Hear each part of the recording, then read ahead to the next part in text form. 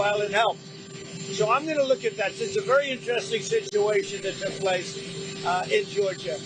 And we heard about it yesterday. At the same time, ICE was doing right because they were here illegally. But we do have to work something out where we bring in experts so that our people can be trained so that they can do it themselves. Does that make sense? Right? Is it straining the relationship with Korea at all? No, we have a great relationship with South Korea. Really good relationship. You know, we just made a trade deal. But I'm going to look at it because I understand exactly what they're saying. So, Page Six crowned you the king of the U.S. Open. They put out all these old pictures through the years of you at the U.S. Open. What does it mean for you to go back after going for so many decades, growing up in Queens? Now you're going back as the president in a different capacity. Well, I loved it. First of all, the two players have unbelievable talent. It just seemed that they hit the ball harder than I've ever seen before. Incredible talent. And I enjoyed it. And I used to go all the time, but, you know, lately it's a little bit more difficult to go. I really enjoyed it. They were really nice. The fans were really nice. I didn't know what to expect. Usually you would say that would be a somewhat progressive, as they say nowadays, crowd. Sometimes some people would call it liberal, but we'll use the word they like to use, progressive. But they were great. The fans were great. Back on Russia. Russia had a pretty big attack on Ukraine over the weekend. All about it. You have always said how good your relationship is with President Putin, but he's not really giving you anything that you want. Is that making you less trustful of him? Well, nobody was tougher in Russia than me. That has to do with the pipeline, as you know, Nord Stream 2 and lots of other things. But I'm not happy. I'm not happy. I'm not happy about the whole situation. You know, it's interesting. It doesn't affect us because it's not our soldiers. But they're losing now. I used to tell you 5,000. They're losing 7,000 between Ukraine and Russia, 7,000 soldiers every single week. It's such a horrible waste of humanity. So, no, I am not thrilled with what's happening there, I will tell you. I think it's going to get settled. So I settled 7 wars. This, I would have said, would have been maybe the easiest one to settle of all. But with war, you never know what you're getting. But we're going to get it. I believe we're going to get it settled. But I am not happy with them. I'm not happy with anything having to do with that war. It's just such a waste of great humanity. The greatest obstacle to a peace deal in Ukraine? Say it? As of right now, what do you think is the greatest obstacle to a peace deal? Well, we're going to see. I mean, we have some very interesting discussions. You know, Europe, certain European leaders are coming over to our country on Monday or Tuesday, and individually. And I think we're going to get that settled. I think we're going to get it settled. We have to. You can't lose. You know, when they're losing 5,000 to 7,000 soldiers a week for no reason, you have to get it settled. Of all of the wars, whether it's the Congo and Rwanda, they said it was impossible to settle. You look at every one of every one of these wars were impossible. I got every one of them settled, 7 of them. 7. This was the one I really thought would be the easiest, but it's not. But I think it's going to get settled. So there was some reporting in Axios that in the last 3 months of the Biden administration, they did about 4,000 pardons. The chief of staff's assistant was sending emails to pardon his own family members. Are you still interested in getting to the bottom of the auto pen scandal? Well, I think the auto pen is one of the great scandals of our time. The auto pen was our president, or to put it a different way, whoever operated the auto pen was our president. It's not allowed. It's just not allowed. And they gave a pardon to the Unselect Committee after the Unselect Committee realized that that whole situation was a hoax and it was all their fault, including Nancy Pelosi turning down security and all, turning down soldiers. It all came out bad for them. They burned everything. They got rid of everything. There's absolutely nothing there. It's all gone. And that was based on an auto pen. You know, they gave those members of Congress that were on the Unselect Committee, they gave them pardons.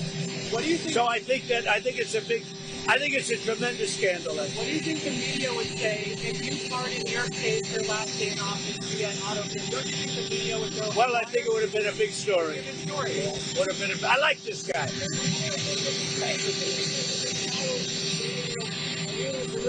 You've sat multiple times on a Charlotte subway. You've seen this video, and do you have any reaction to it? Yeah, and where was the subway? Was where?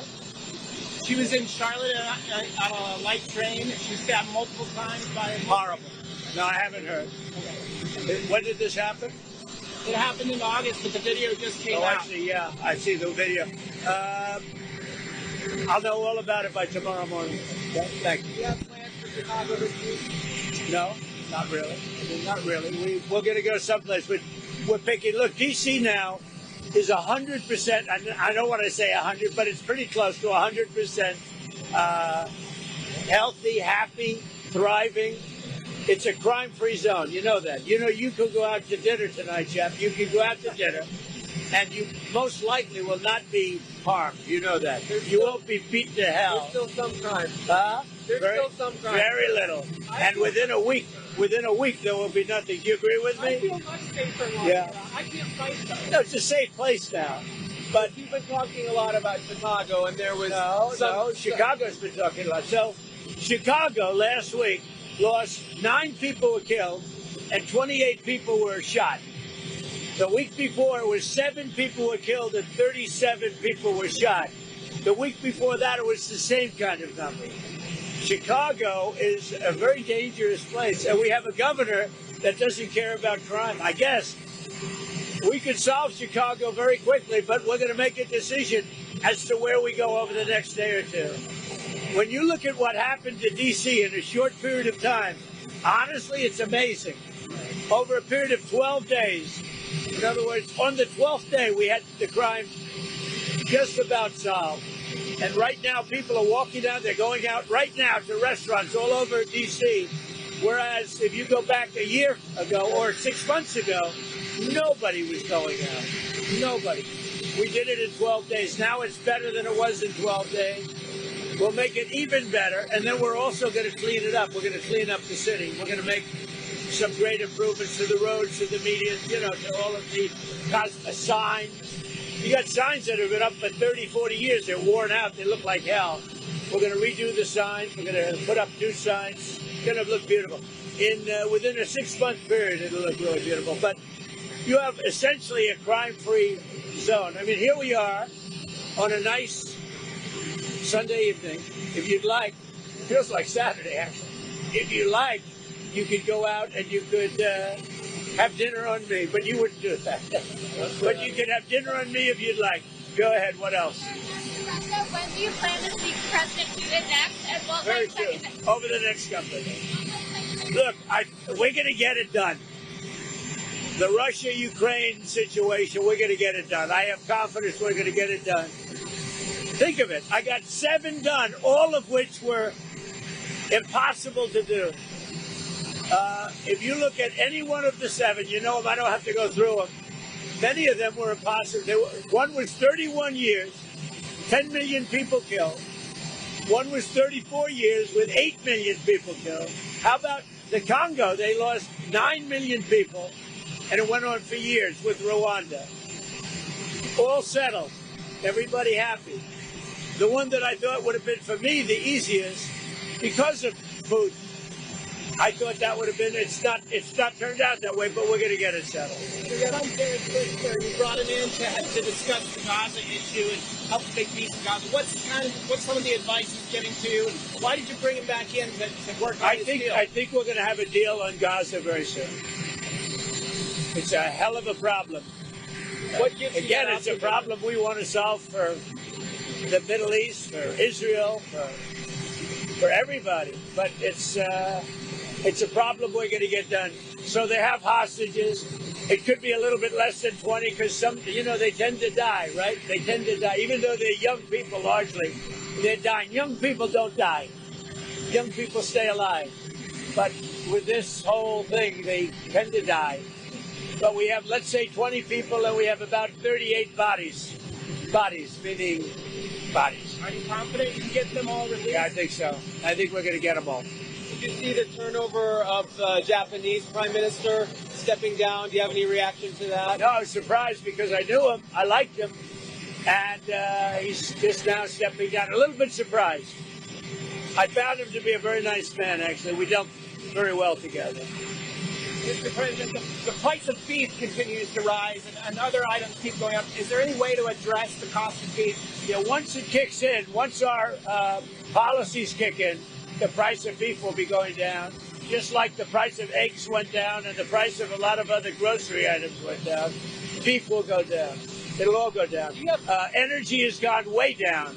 The price of gasoline has gone really, I think you'll be hitting $2 very soon. And it was $4.50 a little while ago. So energy's gone way down. That brings everything else with it. But beef has gone, as you know, for other reasons. The price of beef has gone up a little bit. It'll be coming down. Before you went to Alaska, in the Oval Office, you said that the First Lady expressed she wasn't too enamored with Putin. You said you came home, you said you spoke to Putin. She said, well, I heard he just blew up a village today. Has she expressed anything since you've come back? No, the First Lady actually got along great with Putin, right, as I did. But, we're disappointed, both of us are disappointed that this ridiculous war continues. Are you proud to see her sending the letter that she sent? Yeah, she is. And she's felt very strongly about the children. Yeah, feels very badly about it. Thank you, everybody. Thank you. Do you have plans to go to Japan and South Korea this fall? What does that mean? Do you have plans to go to South Korea? Maybe. We'll see. But it's going to be very interesting what comes out. I think we may have learned something, because when they come here and there's nobody that can do what they're supposed to be doing and they bring people, those people can also teach our people. It's complicated stuff. And something very interesting could come out of that. Thank you, everybody.